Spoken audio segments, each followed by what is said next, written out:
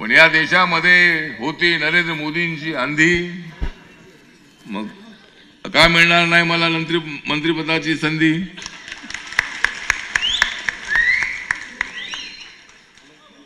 इंडी आघाडीवर आम्ही निवडणुकीमध्ये आणली होती बंदी।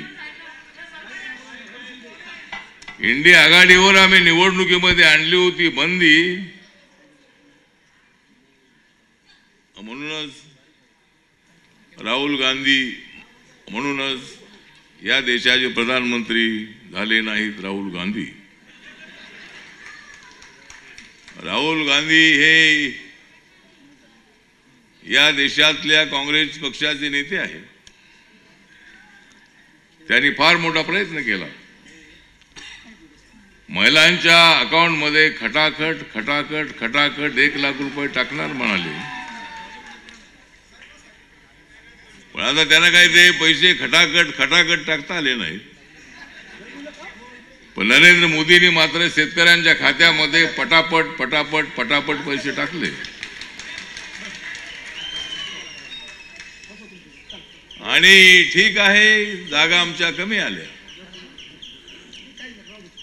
संविधानाचा प्रचार मोठ्या प्रमाणामध्ये करण्यात आला। जर या देशाचं कुणी बदललं, जर या देशामधलं बाबासाहेबांचं संविधान जर कोणी बदललं, संविधान बाबासाहेबांचं जर कोणी बदललं संविधान, तर त्याची जयभीमवाला घेऊन टाकेल जान।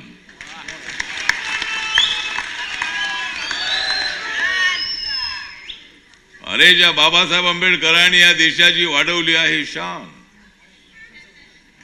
बाबासाहेब आंबेडकरांनी या देशाची वाढवली आहे शान, म्हणून साऱ्या जगाचं आहे माझ्या भीमाकडे ध्यान। बाबासाहेब आंबेडकर एक फार मोठी महाशक्ती आहे। बाबासाहेब आंबेडकर म्हणजे या देशाला मिळालेला एक जबरदस्त उगवता तारा आहे।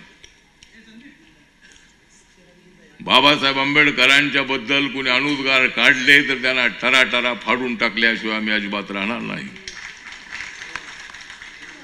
त्यानंतरच्या काळापासून आम्ही काम करतो आहोत। प्रकाश लोंढे आमचा अत्यंत ताकदवार असणारा नेता आहे। कार्यकर्त्यांच्या बरोबर चांगले संबंध ठेवणारा कार्यकर्ता आहे। कार्यकर्त्यांमधला कार्यकर्ता आहे।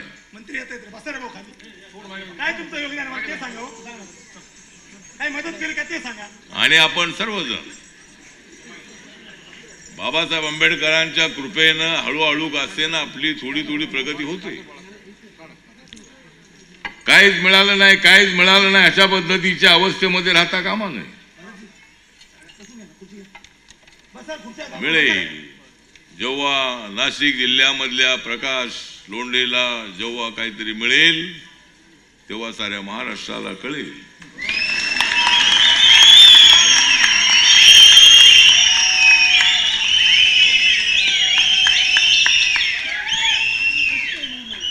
तर मिळेल, मला सुद्धा काय मिळेल असं वाटलं नव्हतं। मी तर सिद्धार्थ हॉस्टेलमध्ये राहणारा विद्यार्थी होतो। मला कधी पक्का घर मिळेल की नाही माहित नव्हतं। दिवसभर आणि रात्रभर सगळ्या महाराष्ट्राच्या कानाकोपऱ्यामध्ये घराघरापर्यंत वस्तीपर्यंत गावागावापर्यंत मी जाऊन आलो। कधी आम्हाला अशा पद्धतीचं काहीतरी मिळेल असं वाटलं नव्हतं। पण बाबासाहेब आंबेडकरांची चळवळ चालवायची म्हणजे सत्तेपर्यंत पोहोचलं पाहिजे। बाबासाहेब आंबेडकरांनी सांगितलेलं आहे। बाबासाहेब आंबेडकर पंडित जवाहरलाल नेहरूंच्या मंत्रिमंडळामध्ये होते आणि बाबासाहेब आंबेडकरांनी या देशासाठी फार मोठं काम केलंय। दलितांच्यासाठी तर केलेलं आहेच आहे। पण जर बाबासाहेब आंबेडकरांनी या देशाचं संविधान लिहिलं नसतं तर या देशाचे पाकिस्तान सारखे अजूनही काही तुकडे होऊ शकले असते। पण या देशाचे तुकडे होऊ शकत नाहीत।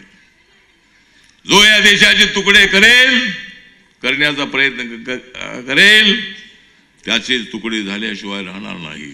या देशाचे तुकडे अजिबात होणार नाही। हे संविधान जेवढं मजबूत आहे की ते संविधान अजिबात त्या देशाचं पुन्हा फ्रॅक्शन होऊ न देणार असं संविधान आहे. हिंदू मुस्लिमांच्या मध्ये, दलित सवर्णांच्या मध्ये वाद होतात,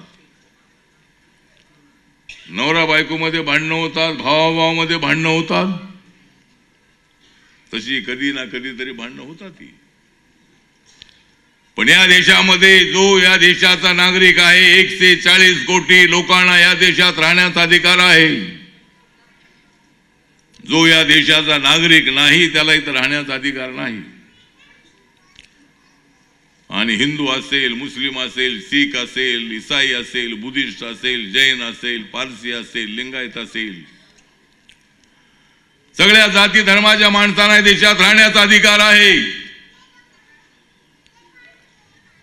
या देशामध्ये बाबासाहेबांची लोकशाही आहे.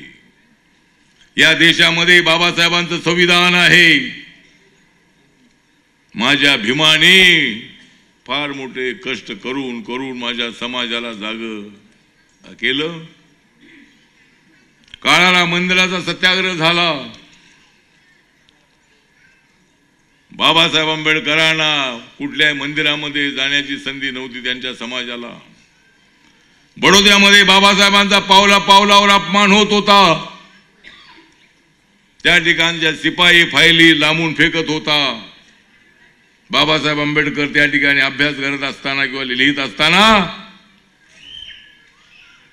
जर बाबासाहेबांना पाणी हवं असेल तर ते पाणी सुद्धा आणून दिलं जात नव्हतं.